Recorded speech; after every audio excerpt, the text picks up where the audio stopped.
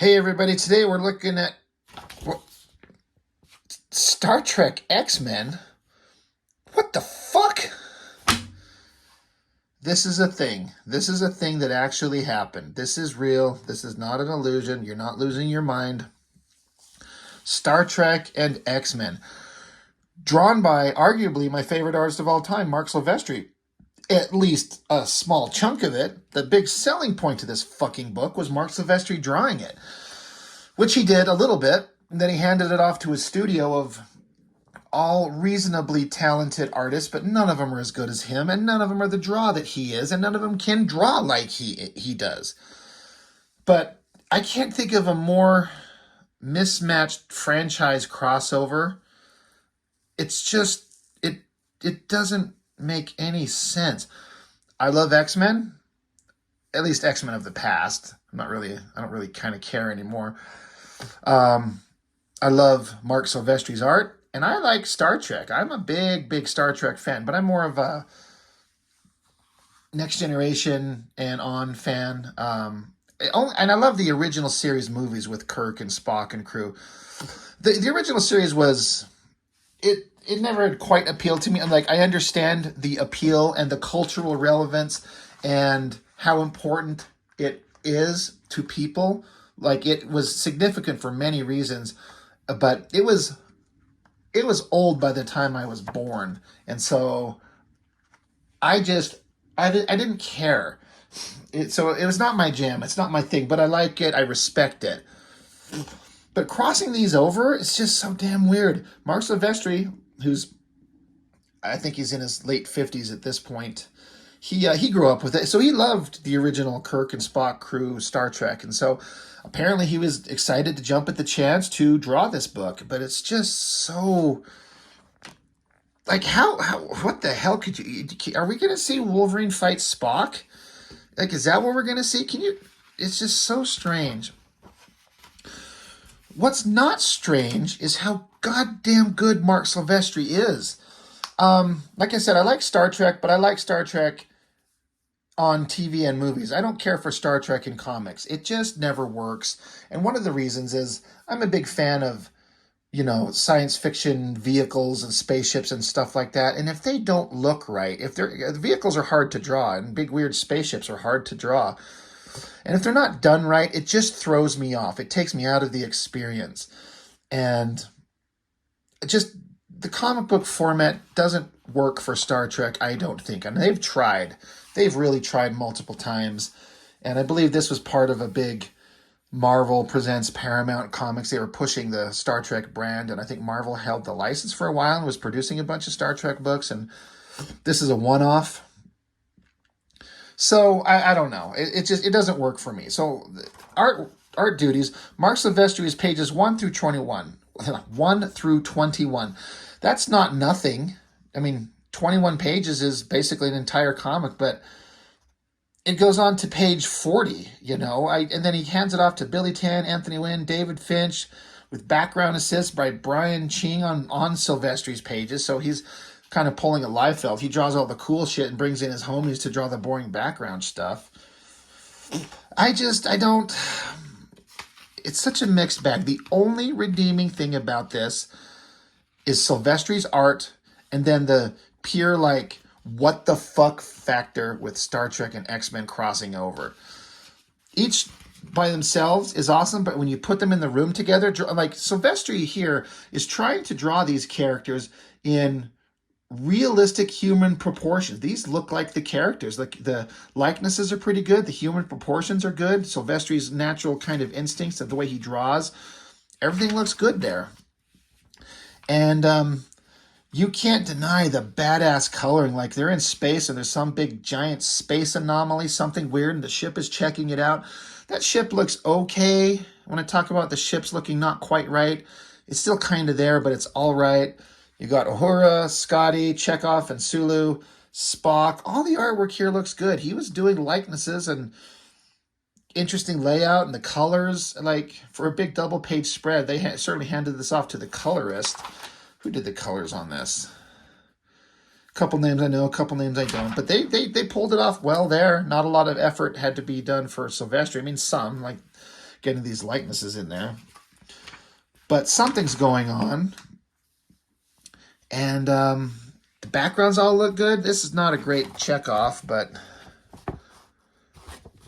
I like how he's a Captain. His Russian accent. He doesn't say captain, it's Captain. But something's going on. Something appears. Some alien ship. It looks like something you see in, X-Men. And then some big giant explosion in space going on. Good shot of Shatner. Good shot of Leonard Nimoy as Spock. Like, this artwork, this is what we're here for. These look really good. I like it. So I'm on board. And then another alien ship comes through. Again, more great coloring. You probably would recognize this design of the ship if you read the X-Men comics. The guys are trying to figure out what the hell they're looking at, and Captain, it appears they fired a projectile at the ship. They're like, a projectile? What are they doing? Lobbing cannonballs at us? Spock says, unlikely, Doctor. Phasers are locked on, Captain. Impact with the deflector shields in 6 seconds. 5, 4. And they kind of stop. Captain, it has stopped 100 kilometers from the ship's shielding. Mr. Sulu, full magnification. So what came out of the ship and what came rocketing towards them? What, interesting things are awaiting the crew of the Enterprise? I am Gladiator, Praetor of the Imperial Guard. In the name of the Magistic Leandra Niramani, I claim blah, blah, blah, blah, blah, blah, blah, blah, blah. Okay, so the Shi'ar from the X-Men comics. And looking at this kind of thing next to the Star Trek kind of thing, just, okay, they really clash. He's like, Spock, he's talking to us? How is he existing in space? How can he speak in a vacuum? How is that possible? And Spock's like, simply, Captain, it's not. I liked this. Gladiator balls up his fist and smashes into it. And they're like, he punched the ship just to demonstrate his power, because Gladiator's basically got the power of Superman. And if that's the case, he could honestly rip this ship to shreds and the comic would be done instantly. But they're standing around having chitter-chatter conversations, and while they're doing that, in the ship, of course, as is the case with any base that you have any characters in, there's always like ductworks in the overhead that people are looking out of. And you got Wolverine. They are on the ship somehow. They teleported off the ship. I guess, is that what that happened here? This ship showed up and it exploded. But apparently the X-Men were on there and they transported themselves onto the Enterprise. So you got stupid Bone Claw Wolverine. That's just lame, but that's who he was at this particular era. So he's jumping around elevators, shafts, he's pulling a Die Hard, crawling through the ventilation shafts. You got the whole team. Beast, Storm, Gambit. Gambit's asleep. Bishop, Phoenix. She's not Marvel Girl, she's Phoenix. Or she just, I don't know. I didn't think she was Phoenix, but she doesn't have the Phoenix power. Cyclops. They're just hanging out. They're on the ship. They're trying to figure out their shit. So again, this is Silvestri drawing the X-Men. That's awesome, but how's that going to work with interacting with the Star Trek characters? So anyway, Wolverine shows up and he's telling him everything that he's just observed, where they're at, who he's seen, what he's kind of gathered. Not a bad face, kind of weird, kind of super angular. That's okay. Gambit's unconscious for whatever stupid reason. That face of Storm looked really good. Eyes, nose, mouth. Man, Silvestri can really nail that kind of shit. But they're just trying to figure out what they're doing, where they're going. Spock. Fascinating. Captain, request permission to leave the bridge. Right now, Spock, I believe it vital. You would say I'd be checking out a hunch. Hunch, how positively un-Vulcan. You'll notify me if your hunch checks out. I like that kind of look on Kirk's face. Spock knows something's going on, so they get out there. Again, they're crawling through the ventilation shafts. Apparently, the Enterprise has a vast array of human-sized ventilation shafts, and Storm's crawling through it, dragging Gambit's unconscious-ass body to the sick bay, because whatever the hell's wrong with them. But there's McCoy, and being a good doctor. Oh, I wonder if he says his famous line, "I'm a doctor, not a something." But anyway, they're like, "Look, I know you don't know who we are, but our homie here, he's sick, he's unconscious, he needs medical help." So he's like, "I'm a doctor, I'm going to help." Yeah, of course, I'm a doctor, damn it, not head of security. And this man needs medical attention. You got Nurse Chapel in there. And so she shows up and says, "Dr. McCoy," and they both turn and go, "What?" And they look at each other.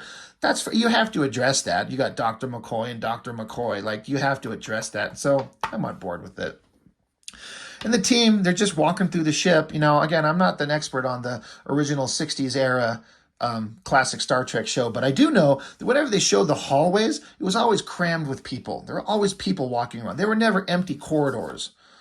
So this is awesome. They're showing Wolverine being a short little stumpy guy. He's only supposed to be 5 foot tall. So you don't see that portrayed accurately too often, but Silvestri, he knows what's up.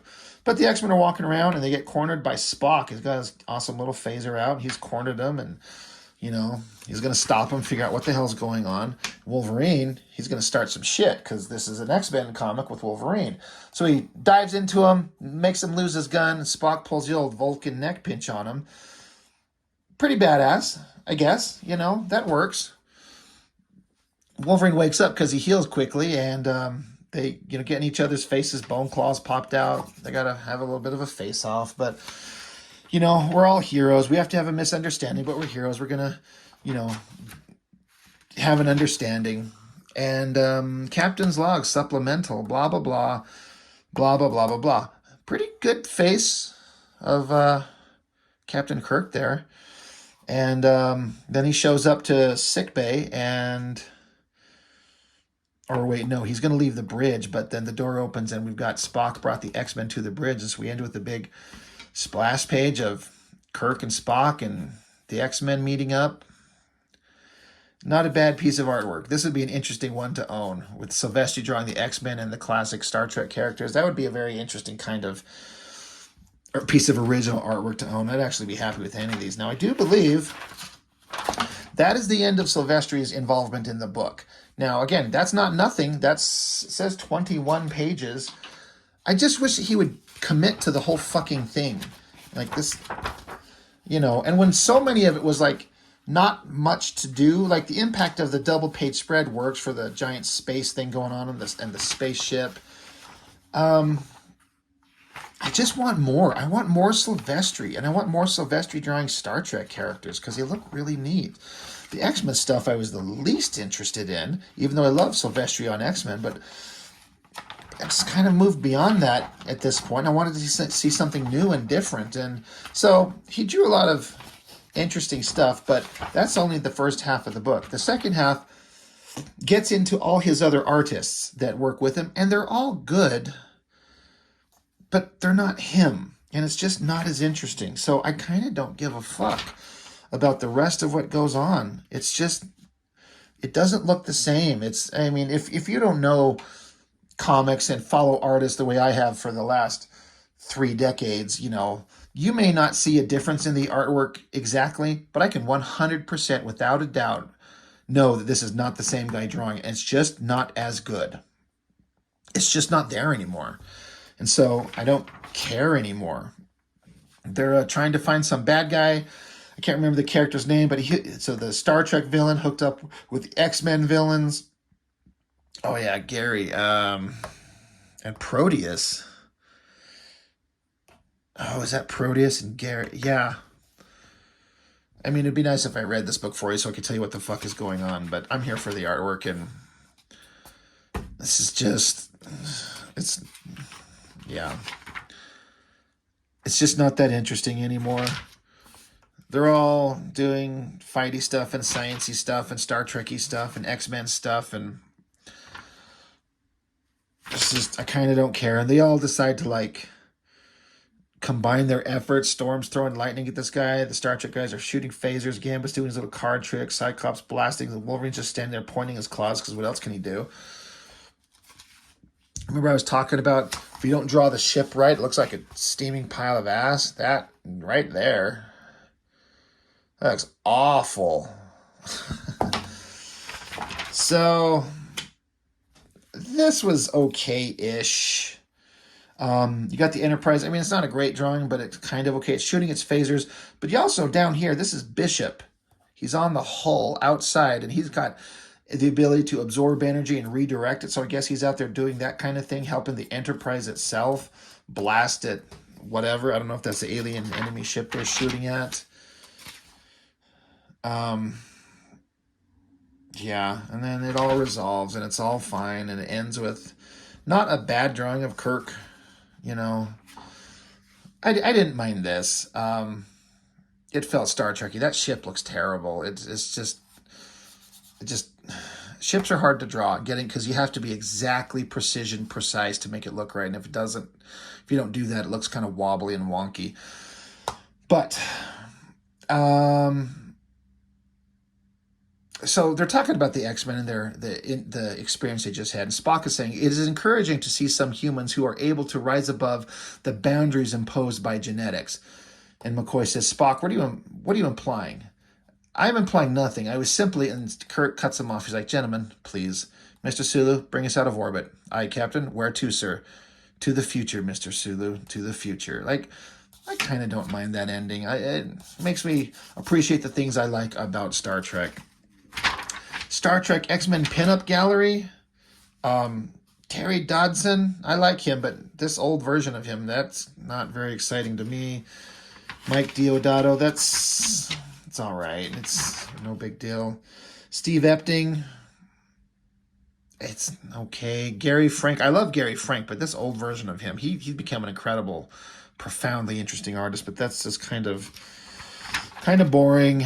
Joe Bennett with the Klingon fighting Kirk, that's fine. Pascal Ferry, that's okay. Like, for a bunch of pinups with Star Trek and the X-Men, they're very boring. And then Star Trek comics preview.